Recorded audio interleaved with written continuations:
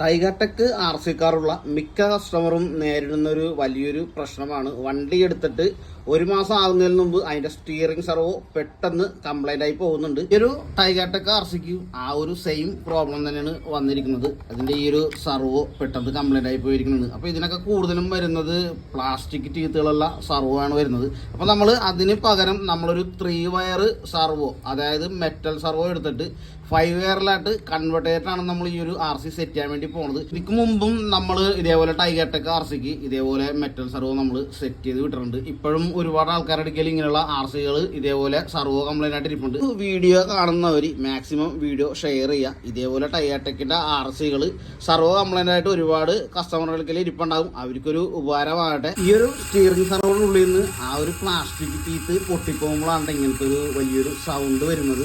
അപ്പൊ നമുക്ക് ഈ ഒരു 3 വയർ മെറ്റൽ സർവോ 5 വയറിലായിട്ട് കൺവേർട്ട് ചെയ്തിട്ട് നമുക്ക് ഈ ഒരു ആർ സിയിലായിട്ട് സെറ്റ് ചെയ്യാം. ഈ ഒരു മോഡലിലാണ് 5 വയർ സർവോന്റെ ഉൾഭാഗം വരുന്നത്. ഈ ഒരു മോഡലിലാണ് 3 വയർ സർവോന്റെ ഉൾഭാഗം വരുന്നത്. ഈ ഒരു 3 വയർ സർവോയിലായിട്ട് നമുക്ക് ഈ 5 വയറിലായിട്ട് കൺവേർട്ട് ചെയ്യണമെങ്കിൽ നമുക്ക് ഈ ഒരു ബോർഡിന്റെ ആവശ്യം വരുന്നില്ല. നമുക്ക് ഈ ബോർഡ് കട്ട് ചെയ്ത് കളഞ്ഞിട്ട് വേണം ഈ 5 വയറിലായിട്ട് ഈ ഒരു 3 വയർ സർവോ കൺവേർട്ട് ചെയ്യാനായിട്ട്.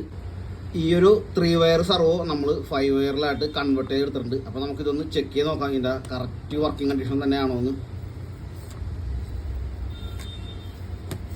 അപ്പോൾ സംഭവം നല്ല അടിപൊളിയായിട്ടുണ്ട്. അപ്പോൾ നമുക്ക് ഈ വണ്ടിയിലായിട്ടൊന്ന് സെറ്റ് ചെയ്യാം. വണ്ടിയിൽ ആ പുതിയ മെറ്റൽ സർവോ ഒക്കെ സെറ്റ് ചെയ്ത് സംഭവം നല്ല അടിപൊളിയാക്കിയിട്ടുണ്ട്. 3.5 kg ആണ് ഈ ഒരു മെറ്റൽ സർവോ വരുന്നത്. സംഭവം നല്ല ഉഷാറായിട്ടുണ്ട്.